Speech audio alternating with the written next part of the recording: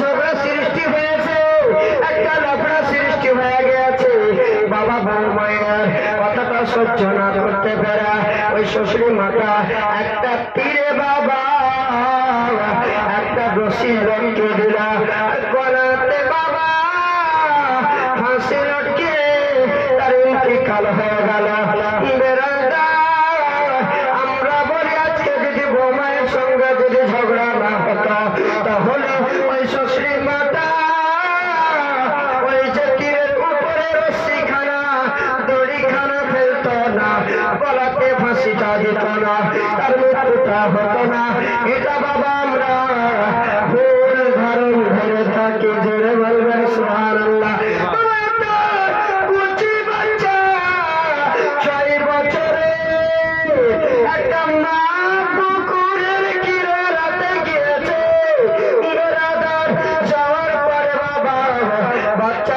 কাটালের উপরে রেখে দিয়েছে, মাঝের নিচে কাজ করতেছে। বাবা বাচ্চাটা বাবা করতে করতে বাবা পুকুরে পড়ে গেল, তার ইন্তিকাল হয়ে গেল। ওই বাচ্চাটা বাবা গ্রামবাসীর লোকরা বলে, সাধারণ লোকরা বলে, এই মেয়েটা যদি চালাক থাকতো, বুদ্ধিমান থাকতো, তবে বাচ্চাটাকে বাড়িতে রেখে আসতো, পুকুরে পাতালে রাখতো না, গড়ে পড়তো না, আর মৃত্যু হতো না। আল্লাহু আকবার। জান্নাতের দফতরে আল্লাহ পাক আল্লাহ তাআলা ওই বাচ্চাটা দিন এবং তারিখ এবং ঠিকানা ফেরেশতার মাধ্যম দিয়ে বাবা লিস্ট করে রেখেছিল যে অমুক দিনে বাচ্চাটা ইন্তেকাল হবে। জোরে বলবেন সুবহানাল্লাহ। আর উদাহরণের দিকে যাব না, চাই এবারে হাদিসের দিকে নামি বাবা। হাদিস পাক পড়ে বুখারী শরীফের হাদিসের মধ্যে আন আব্দুল্লাহ ইবনে উমর আন্না রাসূলুল্লাহ সাল্লাল্লাহু তাআলা আলাইহি ওয়াসাল্লাম ক্বালা ইন্না আহাদাকুম ইযা মাতা উরিদা আলাইহি মাকাদুহু বিল গুদাতি ওয়াল আশি ইন কানা মিন আহলিল জান্নাতি ফামিন আহলিল জান্নাতি ওয়া ইন কানা মিন আহলিন নার ফামিন আহলিন নার ফায়াকুলু হাযা আল্লাযী মাকাদুকা হাত্তা ইয়াবআসাকাল্লাহু ইয়াওমাল কিয়ামাহ। আওয়াজ ঠিক করো, আজ তোমার মাইক ভালো বাজে না। অনেক প্রোগ্রাম করেছি আপনার মাইকে, আজকে মাইক ভালো বাজে না। আল্লাহু আকবার। বেরাদার হযরত আব্দুল্লাহ ইবনে উমর রাদিয়াল্লাহু তাআলা আনহু থেকে বর্ণনা রয়েছে রাসূল পাক সাল্লাল্লাহু আলাইহি ওয়াসাল্লাম বলেছে, আল্লাহ রাসূল সাল্লাল্লাহু আলাইহি ওয়াসাল্লাম বলেছেন, তোমাদের মধ্যে থেকে যখন কেউ মারা যায় ওই মৃত্যু ব্যক্তির জন্য আল্লাহ পাক আল্লাহ তাআলা সকাল সন্ধ্যা ঠিকানা দেখায়। যদি বা ওই মৃত্যু ব্যক্তি জান্নাতি হয় তাহলে তাকে জান্নাত দেখানো হবে। তারপরে আল্লাহ পাক আল্লাহ তাআলা বলেছেন, ওই মৃত্যু ব্যক্তি যদি বাবা জাহান্নামী হয় তাহলে তাকে জাহান্নাম দেখানো হবে। বুঝা যাচ্ছে ভাই? আর একটি হাদিস পাকের মধ্যে বললেন, ইন্নাল্লাহা হারামা আলাল আরদি আন তাকুলা আজশাদাল আনবিয়া ফানাবিয়ুল্লাহু ইরজিকু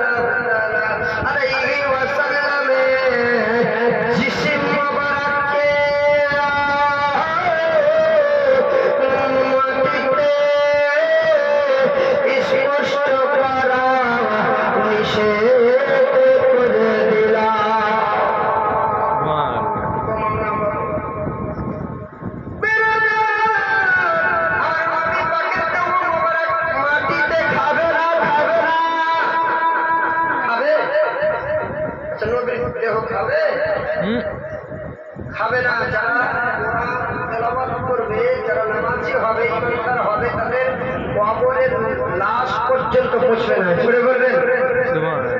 আস্তে আস্তে লাশটা যেন ছোট হয়ে এতটুকু হয়ে যাবে। জোরে বলবেন সুবহানাল্লাহ। আর কিয়ামতের ময়দানের দিন আবার দেহ তৈরি করে দিবে, তার তাজা দেহ। জোরে বলবেন সুবহানাল্লাহ।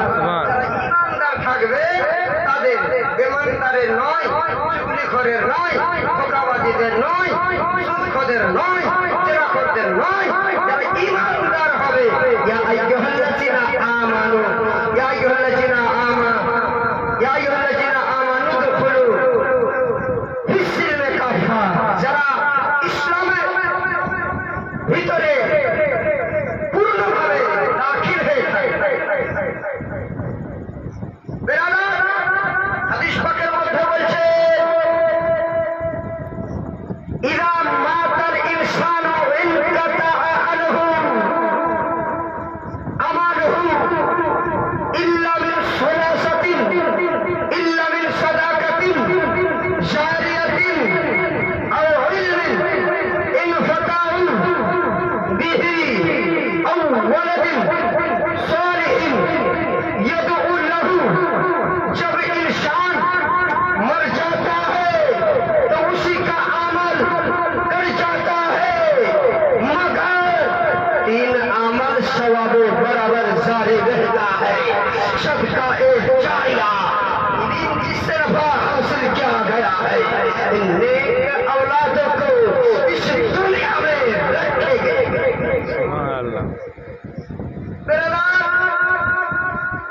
এই হাদিসটা মানে জানেন, ইযা মাতাল ইনসানু ইনকাতা আনহু আমালুহু ইল্লা মিন সালাসাতিন, ইল্লা মিন সাদাকাতিন জারিয়াতিন।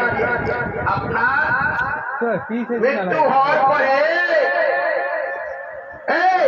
মৃত্যু হওয়ার পরে আপনার সমস্ত আমল কেটে যাবে। আপনারা ধ্যান দিয়েছেন, ধ্যান দিয়ে শুনেছেন তো? আমল সমস্ত কেটে যাবে। আমার রাসূলুল্লাহ বলেন না, কাটবে না। কিয়ামত পর্যন্ত 3টি জিনিস আপনার কবরের ভিতরে জারি থাকবে। জোরে বলুন সুবহানাল্লাহ। কি জারি থাকবে? এই যে আমরা নবী পাক সাহেবেরা সাল্লাল্লাহু তাআলা আলাইহি ওয়াসাল্লামের মাদ্রাসাতে আমরা যেটা দান করছি 500,000, এটাও আমার রাসূলুল্লাহ বলেছে যে সাদকায়ে জারিয়া হয়ে যাবে। জোরে বলুন সুবহানাল্লাহ।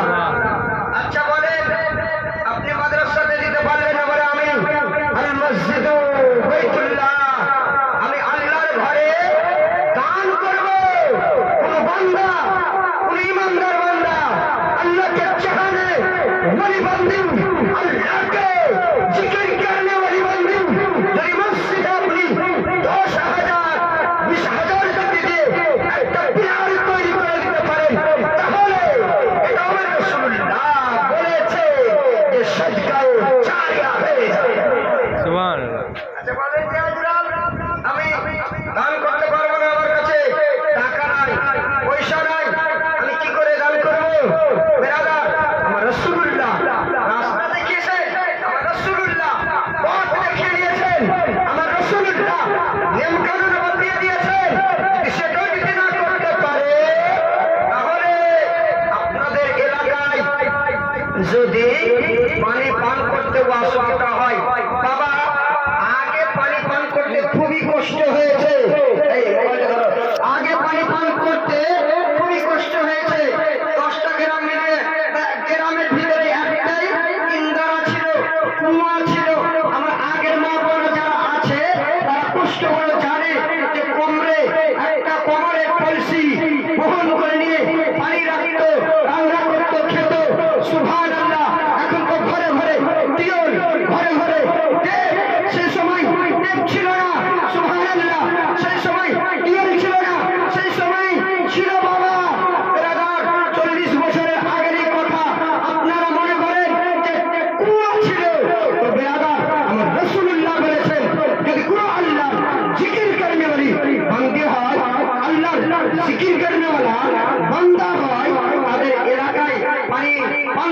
অসুবিধা হয়। আপনারা উদাহরণস্বরূপ শুনলেন যে এখান থেকে পঞ্চনন্দপুর থেকে পানি বহন করে এনে পানি পান করতে হয়। এখান থেকে গিয়ে আপনার কি বলে উত্তর লক্ষ্মীপুর থেকে পানি বহন করে এনে এখানে পানি পান করতে হয়। আপনারা যেরকম উদাহরণস্বরূপ এখান থেকে গিয়ে কালিয়াচক থেকে পানি বহন করে এনে এখানে পানি পান করতে হয়। সুবহানাল্লাহ। আপনারা বেরাদার কোন নেককার বান্দা থাকে তাদের এলাকায় যদি একটা কুয়া খনন করে দেয়, সুবহানাল্লাহ, ওই কুয়ার পানি যতদিন পর্যন্ত পানি পান করতে থাকবে আপনার পিতা মাতার জন্য সঞ্চয় জারিয়া হতেই থাকবে। জোরে বলা যাবে না? আসতে বলছেন। সুবহানাল্লাহ। বেরাদার মিল্লাত ইসলামিয়া আজিজান মুহতারাম আমার সুফি সমাজ, আপনারা বললেন মরণ সব এটা পারবো না, তাহলে কি করা যাবে? আমার রাসূলুল্লাহ বলেছেন যে রাস্তা দিয়ে আমরা চলাফেরা করছি, কোন মা বোন আছে এখনকার জামানাতে আগের জামানাতে ছিল যে আপনার বাড়ি ঘরকে পরিষ্কার করে আর রাস্তাতে ফেলে। বেরাদার, একটা আমার নবীর জামানায় বুড়ি ছিল, যারা হাজি বাবা আছে তারা সবাই জানে যে একটা বুড়ি ঝাড়ু দিয়ে আমার রাসূলুল্লাহর গায়ে ফেলতেন। যেতে বলবেন আমার রাসূলুল্লাহর গায়ে ফেলতেছিলেন।